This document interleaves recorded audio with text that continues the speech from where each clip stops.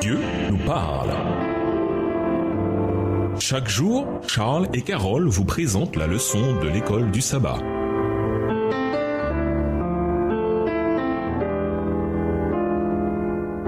Bienvenue dans votre émission Dieu nous parle. Nous voilà au jeudi 25 août, l'Église à l'œuvre. Confie au Seigneur ce que tu fais et tes projets se réaliseront. Proverbe 16, verset 3 de la version Parole de vie. Une fois que votre Église a une vision claire de la manière dont elle peut soulager la population, il est important de développer un plan grâce auquel tous les départements de l'Église peuvent agir de concert afin de faire de cette vision une réalité.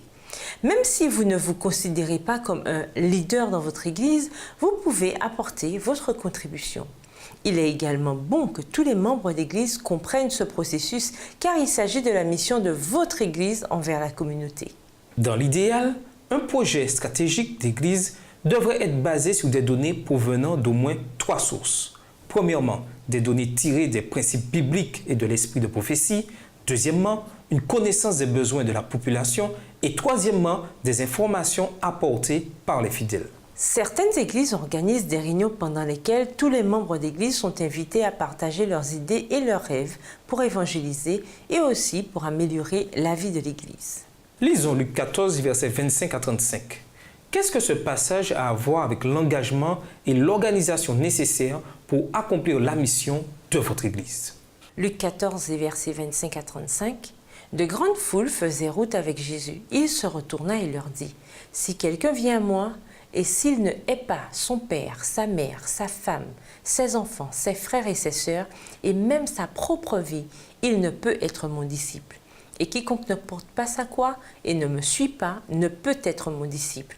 Car lequel de vous, s'il veut bâtir une tour, ne s'assied d'abord pour calculer la dépense et voir s'il a de quoi la terminer, de peur qu'après avoir posé les fondements, il ne puisse l'achever et que tous ceux qui le verront ne se mettent à le railler, en disant « Cet homme a commencé à bâtir et il n'a pu achever. » Verset 31. Ou quel roi, s'il va faire la guerre à un autre roi, ne s'assied d'abord pour examiner s'il peut, avec 10 000 hommes, marcher à la rencontre de celui qui vient l'attaquer avec 20 000. S'il ne le peut, tandis que cet autre roi est encore loin, il lui envoie une ambassade pour demander la paix. Ainsi donc, quiconque d'entre vous ne renonce pas à tout ce qu'il possède ne peut être mon disciple. Le sel est une bonne chose, mais si ce sel perd sa saveur, à quoi l'assaisonnera-t-on? Il n'est bon ni pour la terre, ni pour le fumier, on le jette dehors. Que celui qui a des oreilles pour entendre, entende. En considérant le processus nécessaire pour répondre aux besoins de la population de manière efficace, vous vous dites peut-être « Cela demande trop de temps et d'engagement. Nous préférons prendre des raccourcis. » Les deux paraboles nous mettent en garde. Il ne faut pas prendre à la légère les responsabilités de la mission et du discipulat. Ils nous rappellent qu'analyser et prévoir la mission sont des points essentiels. C'est une question de bonne intendance. La saveur du sel dans Luc 14, verset 34 représente la dévotion.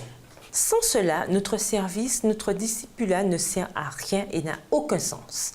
Nous avons besoin d'une dévotion fervente et fidèle envers notre Seigneur. Et si nous avons cela, une dévotion fervente et fidèle envers le ministère s'ensuivra naturellement.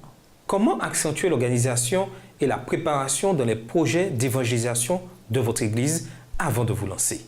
Et nous vous laissons avec la question du jour. Quelle approche devez-vous adopter pour expliquer à un ami ce qu'être sauvé signifie? Au revoir. Et à demain si Dieu veut. Dieu nous parle. Chaque jour, Charles et Carole vous présentent la leçon de l'école du sabbat.